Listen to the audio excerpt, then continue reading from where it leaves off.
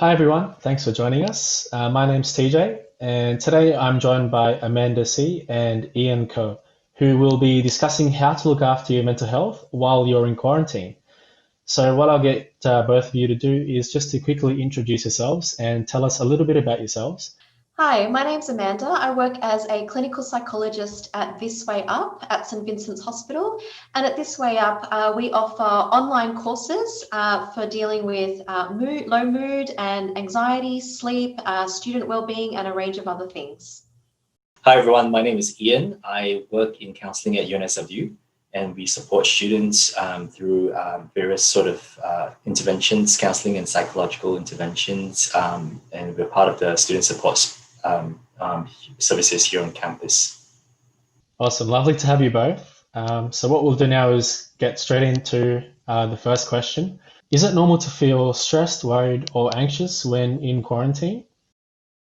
Definitely. I think it's very normal for anyone doing 2 weeks of hotel quarantine to be feeling that way. It's certainly a very new and unusual situation that you've probably never found yourself in. It's really normal for people to be worried about how they're going to cope with quarantine, or they might be feeling stressed about not being able to access the usual freedoms or things that they enjoy.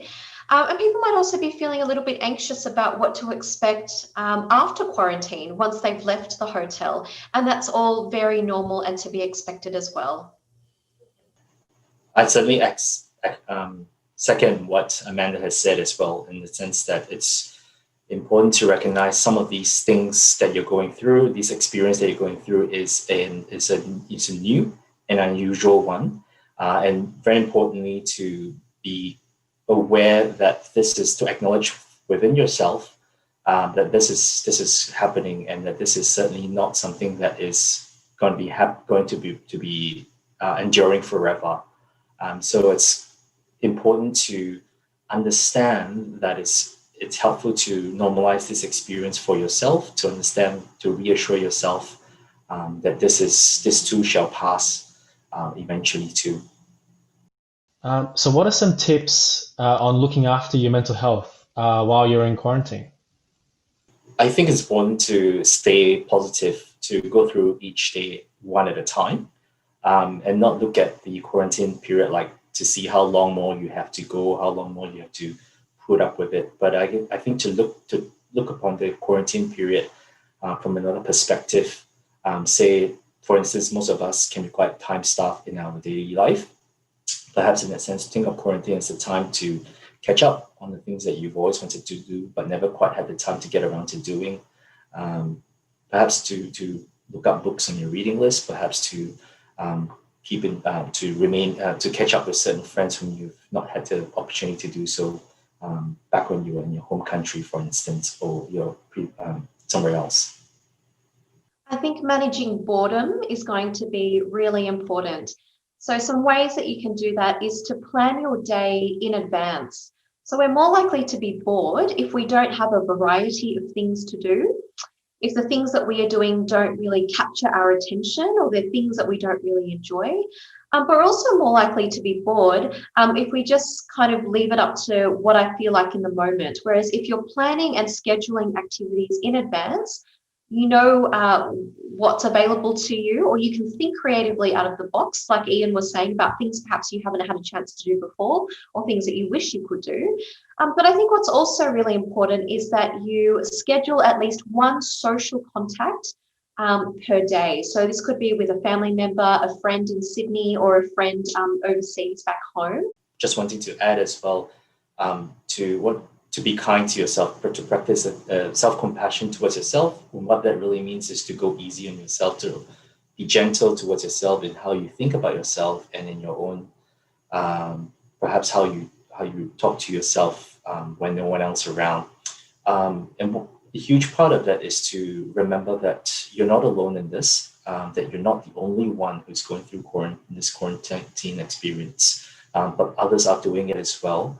Probably just not next to you or very near you, but it is very helpful, and it's very enlightening to understand, to realize that you're not just the only one who's caught up in this situation. I think also a big part of looking after your mental health is looking after your body. So we know that the mind and the body are very closely connected. So if you neglect your mind or you neglect your body, then the other one is going to have a hard time as well. So really simple things to be looking after your body are things like, for example, trying to adjust to the Sydney time zone. Draw your curtains open so that you get some sunlight and some vitamin D, which is also really good for your mood. Try and be eating and sleeping at regular times. Try to incorporate a little bit of exercise in your room as you can. But it's also really important to be looking after your physical health as well. So if you're not feeling well for whatever reason, do let the staff know and try to get some medical assistance for that. If you're already taking medication for a pre-existing condition, do make sure that you're still taking the medication as prescribed, because when we're not looking after our bodies, then that's when our mental health can also suffer too.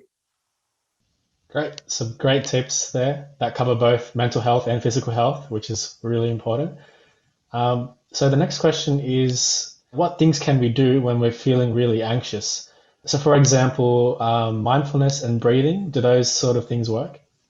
Definitely. So mindfulness is the skill of being in the present moment.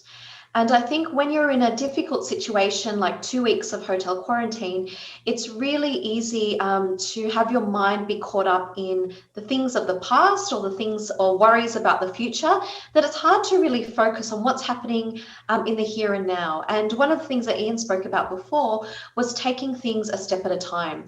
So sometimes when you feel overwhelmed and you feel like, oh, this 2 weeks is just going to go on forever, it's really important to be mindful, to stay in the present moment and just say to yourself, okay, I just need to get through the next hour, or I need to get through the next TV episode, or I need to get through the next video call with my family or friend, or I need to just get through the next meal.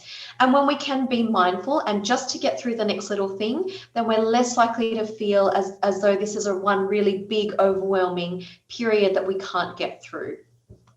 And another way of helping ourselves as well through this time is also to use to practice writing in a journal about some of these difficult emotions that you might be going through. And what that really does is that we are using the journal to help to express ourselves. It's a very useful means in the instance of putting emotional distance between ourselves and the thoughts and the anxious or worrisome thoughts that we might be having. So in that sense, it becomes a way to diffuse some of the thoughts, some of the hostility of those thoughts, some of the distress from those thoughts. And it also enables us to perhaps come up with a different perspective to some of these things that we are experiencing too.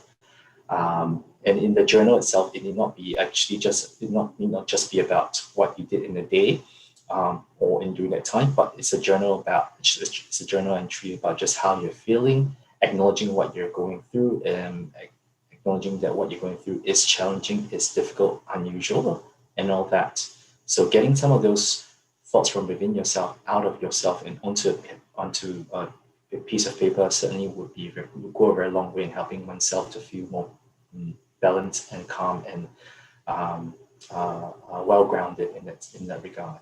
Perhaps you could consider going old school, to use that time to write a letter to friends, about what you're going through, and use that as a means of perhaps just staying in touch. You might not actually send it; you might send it, but yeah, it's a very good way of helping yourself to remain grounded and to diffuse from some of these uncomfortable emotions that you might have. What are some tips for students readjusting to life in Sydney once quarantine is over? So do you sort of have some long-term tips that students could use once they finish their quarantine? Moving countries and starting courses and things like that is a major life change. So it's just really important that you look after yourself. So looking after your physical health as well as looking after your mind or your mental health are really important. And if you notice that you're feeling a little bit down or you're feeling anxious or you're just struggling to cope, it's really important that you let someone know. So let a friend or a family member know, or see your local doctor, because there's lots of help and lots of support out there for you. What's also really important to remember is that until you actually leave quarantine and come back to day-to-day life in Sydney, it might be difficult for you to know what to expect. That's okay. It may just take some time for you to adjust to moving back here again. But what's really important is that you reconnect with the people that you do know, and that you do your best to try and give yourself some time to adjust, because it does take a period of adjustment, and that's okay. That's completely normal too. I like what some of these T-shirts and mugs, this message that they have, which is keep calm and carry on. Keep calm and do something else. I think that's, for all it's worth, it's even though albeit a bit cliche, it's still definitely very relevant and very helpful. And I think taking it from that regard is to give ourselves a chance to go slow, take it easy, and to understand and acknowledge within yourself that even without this quarantine experience, leaving your home country behind to live for an extended period of time in another country requires some adjustment by itself already. So given that this is another experience where you have to come into from a foreign country and come into this, adjust to this new and unusual experience of quarantining, there's bound to be an adjustment period involved there. So as much as possible, prepare yourself beforehand before you even come into the country to acknowledge that this is going to happen. This is what you can expect. And also, in that sense, prepare yourself mentally to take things slow and easy, not to have too many expectations of yourself in this first couple of weeks. If you had existing friends or other contacts in Sydney before you left Sydney, try to reconnect with them. So during these 2 weeks, let them know that you're back in Sydney. Let them know where you'll be living, when you're going to come out of quarantine, and try to make arrangements to meet up with them or to do something with them, so that when you're coming back into day-to-day life, you don't have to feel like you're alone. So often when we make those reconnections, it's really useful to feel like you're being supported. If you don't know many people in Sydney, or you haven't had a chance to meet many people in Sydney, it would be useful to see whether the university has any interest groups or international student groups that you could connect with. And then that way, that can be a really nice way to meet other people and to not feel like you're just doing this on your own. So what are the different types of ways that students can get help on looking after their mental health? So at This Way Up, if you go to www.thiswayup.org.au, you will see some online courses that will teach you some really practical tips for dealing with anxiety, low mood, sleep, coping with stress, mindfulness, and also we have a student wellbeing course where you can learn lots of tips to prepare yourself for the semester that is to come. So there are counselling services available at UNSW, and you can find more information on those services alongside this video. And just to wrap up, do either of you have any sort of final or closing thoughts on looking after your mental health while you're in quarantine? I think remember that hotel quarantine is, while it may feel like a long time while you're in it, in the big scheme of things, it's really just a very small period. So when you're in hotel quarantine, do get excited about the things that are to come. So think about the things in Sydney that you might have missed, or the things that you're looking forward to, the places that you want to go, the types of food you want to eat, the people you want to see. So when you can think about those things and plan for them, that can get you excited about that and to have something to look forward to once this period is over. And to also prepare yourself for this new normal that you are entering into as well. That even though things are the same for the most part, they're just a little different. And what those little differences are just where you have to wash hands regularly, where more people might wear a mask.